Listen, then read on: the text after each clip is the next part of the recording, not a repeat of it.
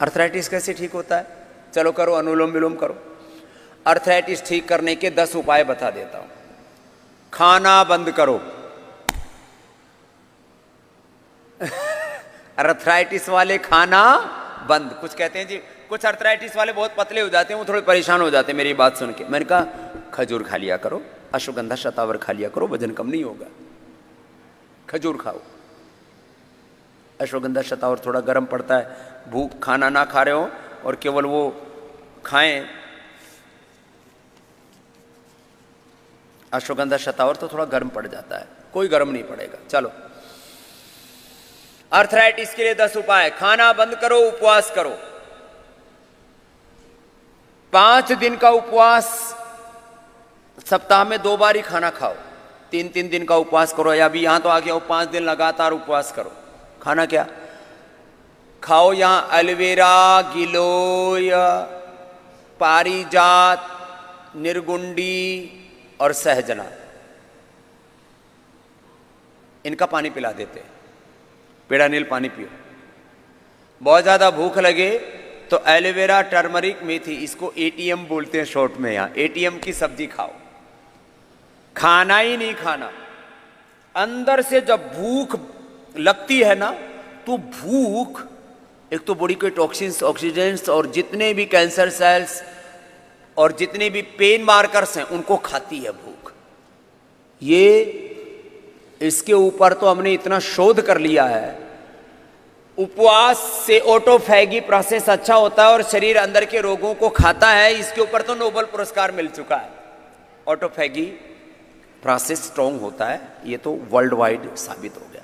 हमने ये देखा, ये मेरा अनुभव है, हजारों लाखों लोगों पर मेरा अनुभव बता रहा हूं। जब भूख को खाना नहीं मिलता तो ये ऑटोफैगी प्रोसेस तो अच्छा होता है, ये बॉडी के टॉक्सिन्स, ऑक्सीडेंट्स, सारी नेगेटिव एनर्जी, कैंसर सेल्स को सबको खा पी करके बराबर कर देती है। इसलिए मैं कहता हूँ 2 ही बार खाओ, 12-12 घंटे का अंतर मिलेगा तो अंदर के जो भी विकार होते हैं उसको भूख खत्म कर देते हैं खा पी करके।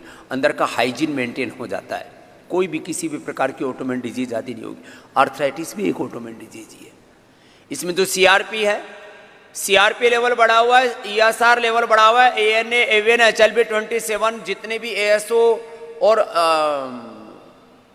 आरए, जो भी पेन मार्कर्स बढ़े हुए हैं, एक ही दिन में 25, 50, 100 पॉइंट तक कम हो जाते हैं। 2-2 हजार जिनका आरए फैक्टर था, मैंने उनको 20 के नीचे लाके नेगेटिव किया है। 2-2 हजार आरए फैक्टर, ये 20 से नीचे होना चाहिए। ये उपवास करवा करके। पिछले दिनों एक बहन कनाडा से आई थी, 1800 था उसका, 1800। 2 सप्ताह यहीं रुकी, 2 सप्ताह या 20 दिन, पूरी अच्छी होकर के गई।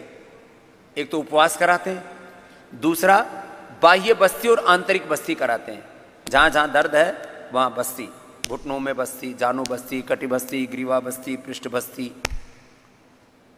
फिर पूरे शरीर में दर्द है, एक्यूप्रेशर, एक्यूपेंचर। फिर जहां ज्यादा दर्द रुका हुआ है, सूजन है, वहां लीच लगा देते हैं। फिर श्रृंगी चिकित्सा, रक्त मोक्षण करा देते हैं। फिर वात मोक्षण वो करवा देते हैं। अंदर की बस्ती देखिए, मैं कह रहा था ना, वात यहां से बढ़ता है, उसको निकाल देते हैं, पूरा वात निकाल दिया। अब कफ निकालना है तो कफ जमता यहां, देखो वात बनता यहां है, फैलता पूरे शरीर में। कफ बनता पेट के बीच में है और फैलता यहां है पूरे। पित्त बनता यहां है, पित्ताशय के पास, आमाशय के पास, यहां बनता है। यहां पित्त बनता है, यहां कफ बनता है, यहां वात बनता है और वो शरीर में फैल जाता है, उपद्रव करता है।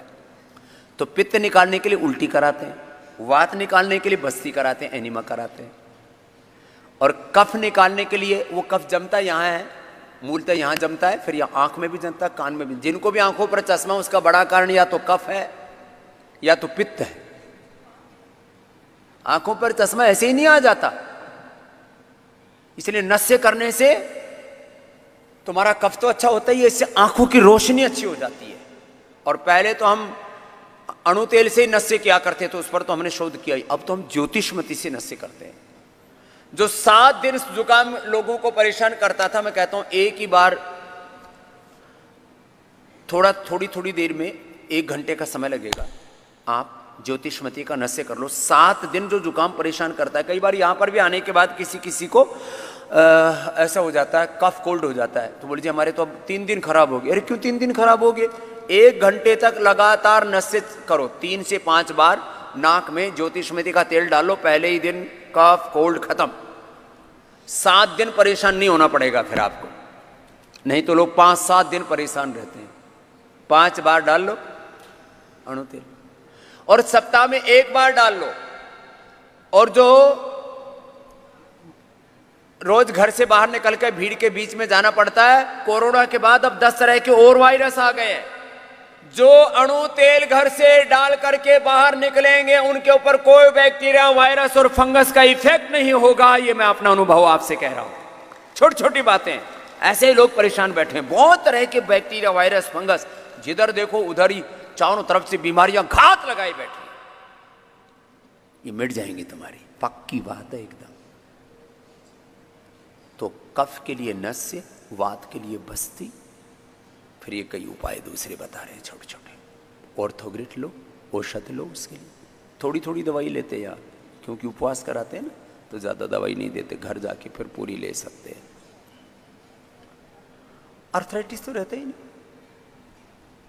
दोस्तों, आज डॉक्टर साहब ने हम सभी लोगों को स्वास्थ्य से संबंधित बहुत ही शिक्षाप्रद जानकारी दी है। आशा करता हूं कि यह स्वास्थ्य संबंधी शिक्षाप्रद जानकारी आप लोगों को अवश्य पसंद आई होगी। तो दोस्तों, अगर यह वीडियो आप लोगों को पसंद आया हो तो वीडियो को लाइक करें और अधिक से अधिक लोगों को शेयर भी करें, जिससे और भी लोग यह शिक्षाप्रद स्वास्थ्य संबंधी जानकारी का अपने जीवन में लाभ उठा सकें। और दोस्तों, अगर आपने अभी तक हमारे चैनल को सब्सक्राइब नहीं किया है तो आप हमारे चैनल को तुरंत सब्सक्राइब भी कर लें, जिससे आप लोगों को नोटिफिकेशन के माध्यम से हमारे यह शिक्षाप्रद वीडियो तुरंत प्राप्त होते रहें और आप इसी तरह स्वास्थ्य संबंधी शिक्षाप्रद जानकारियों का लाभ उठाते रहें।